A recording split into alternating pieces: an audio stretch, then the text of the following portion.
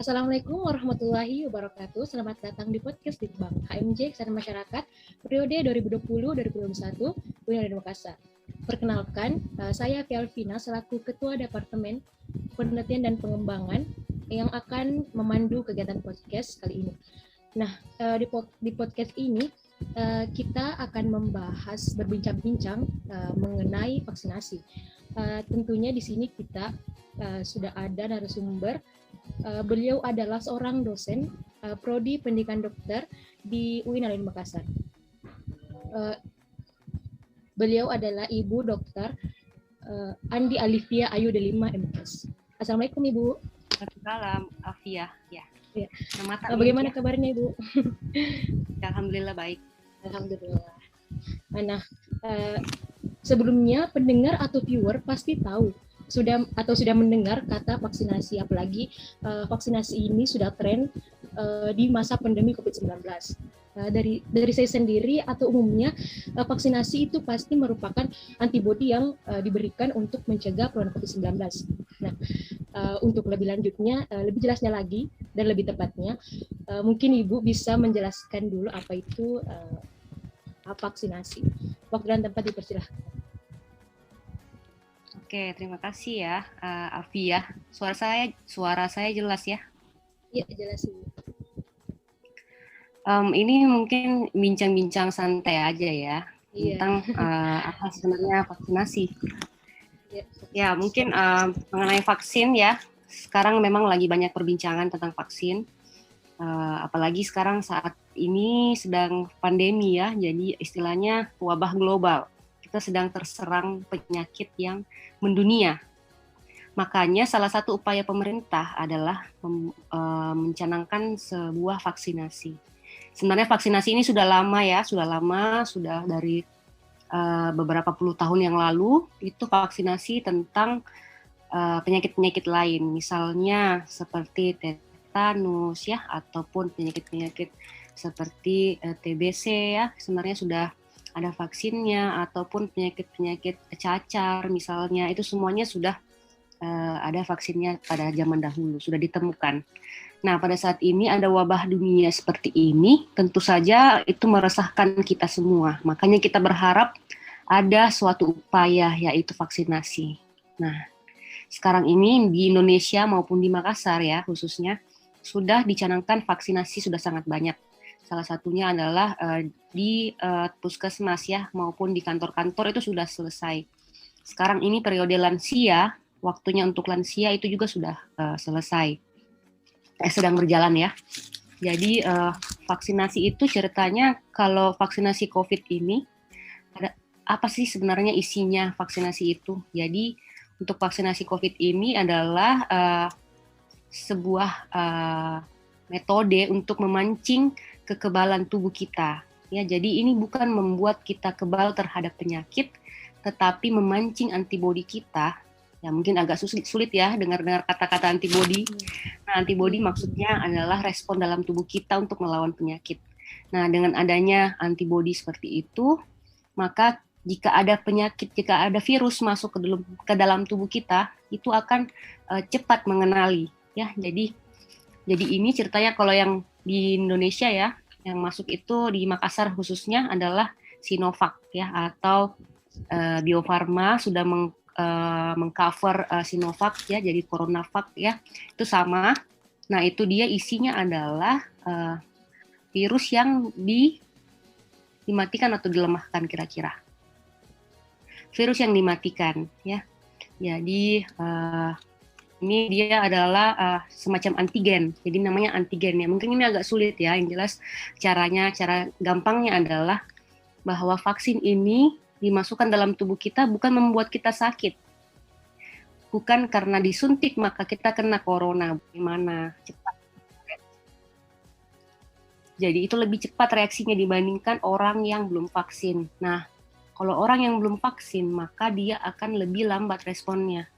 Jadi pas baru mau masuk, baru mau kenalan ya, artinya prosesnya masih lama gitu. Misalnya kalau sudah divaksin artinya sudah kayak teman lama, sudah akrab, cepat akrab, beres, langsung respon tubuh cepat. Kalau dia belum vaksin, baru mau kenalan lagi, itu butuh waktu. Pada saat mau kenalan, ternyata penyakitnya sudah berkembang, sudah berbahaya sehingga bisa menyebabkan kematian. Nantinya dengan adanya vaksin itu mempercepat pengenalan tubuh, ya.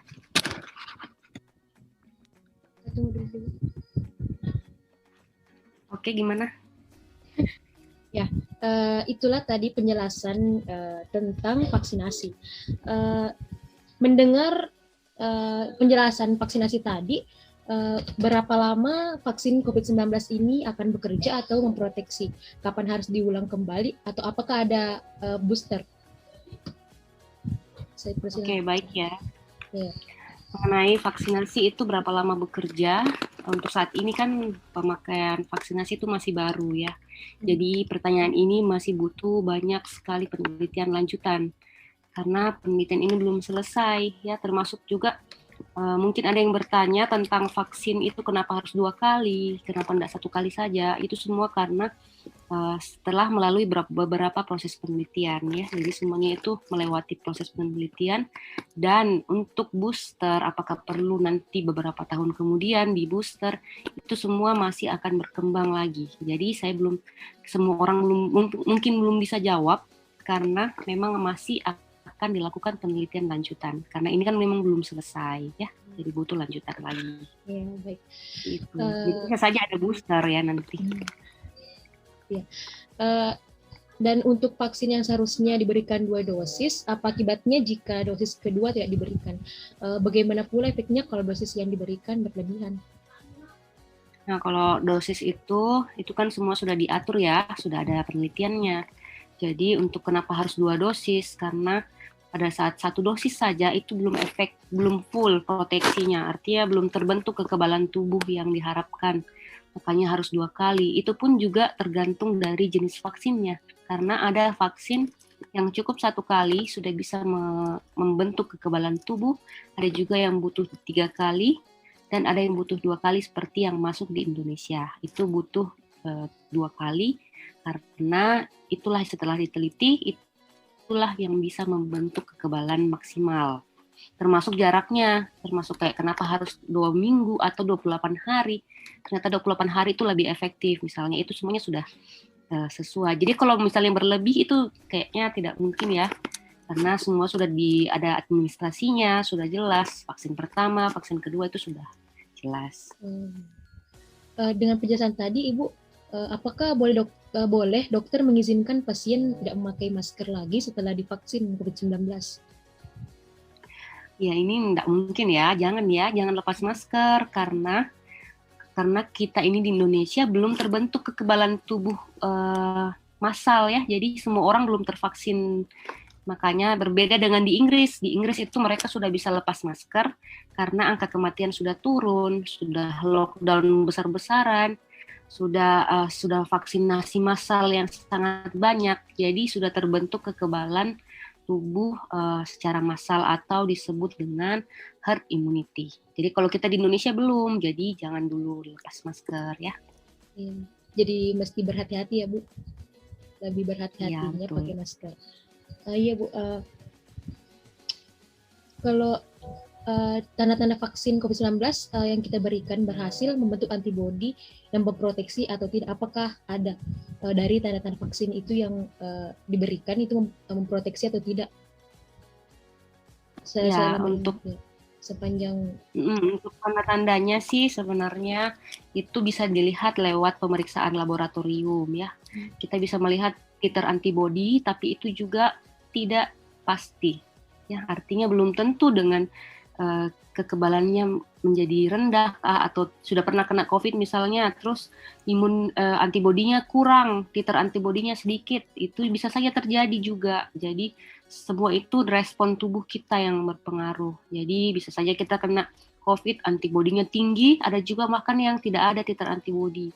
Tapi jika sudah vaksin, tadi saya sudah bilang, itu akan mempercepat pengenalan antibodi dengan virus, jadi sembuhnya atau kalaupun kena biasanya lebih ringan gejalanya, seperti mungkin cuman pilek, tidak sampai sesak napas ya, dibandingkan orang yang tidak vaksin bisa sampai sesak napas seperti itu. selanjutnya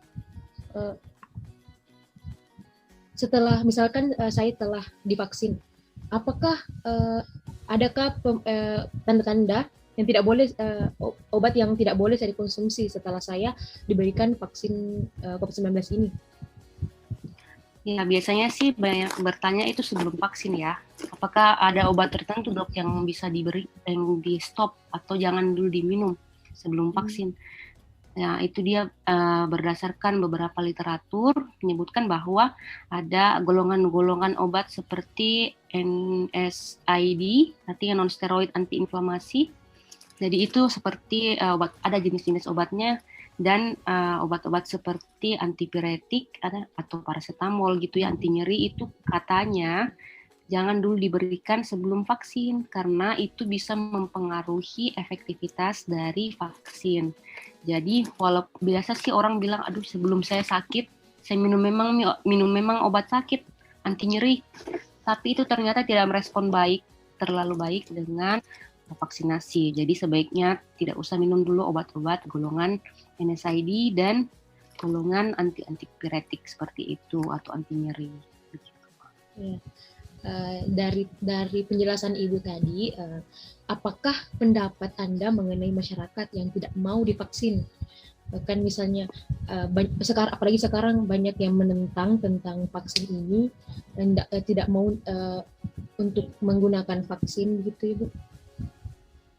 Ya, ini sayang sekali ya kalau kita tidak mempergunakan fasilitas dari negara. Termasuk ini kan gratis ya, dapat vaksin, terbentuk kekebalan tubuh. Jadi kalau memang masih tidak mau vaksin, kira-kira maunya apa? Maunya apa coba? Jadi ini vaksin ini adalah bentuk ikhtiar, artinya kita berusaha melawan pandemi ini secara bersama-sama. Mungkin dalam pikirannya, aduh biar saya sendiri saja yang sakit, saya nggak mau pakai masker, biar saya sendiri saja yang sakit. Tidak seperti itu akan menularkan orang lain, bisa menularkan orang-orang yang lansia misalnya, orang tua kita itu yang tidak bisa divaksin, misalnya ada orang yang penyakit tertentu, itu kan bisa kena kalau kita tidak vaksin. Nah, kita yang muda-muda ini bagusnya kita vaksin agar kita bisa membantu masyarakat terbentuk imunitas secara berkelompok atau disebut herd immunity. Ya, itu artinya ayolah kita sama-sama berikhtiar, berusaha agar pandemi ini cepat selesai. Kalau semakin lambat kita bersatu, berkeroyong, maka akan semakin lambat kita mengatasi penyakit ini. Itulah tadi penjelasan dari Ibu Dokter Andi Alivia Ayudelima, MKes, mengenai vaksinasi. Nah, tadi sudah dijelaskan bahwa jika ada masyarakat yang tidak mau divaksin, ya wah sudah luar biasa ya. Kalau jika tidak mau divaksin, semoga pendengar atau viewer ini setelah mendengar podcast ini, yang tidak mau divaksin sudah mau divaksin ya. Ya, itulah tadi penjelasan perbincangan saya akhiri. Assalamualaikum warahmatullahi wabarakatuh. Waalaikumsalam warahmatullahi wabarakatuh.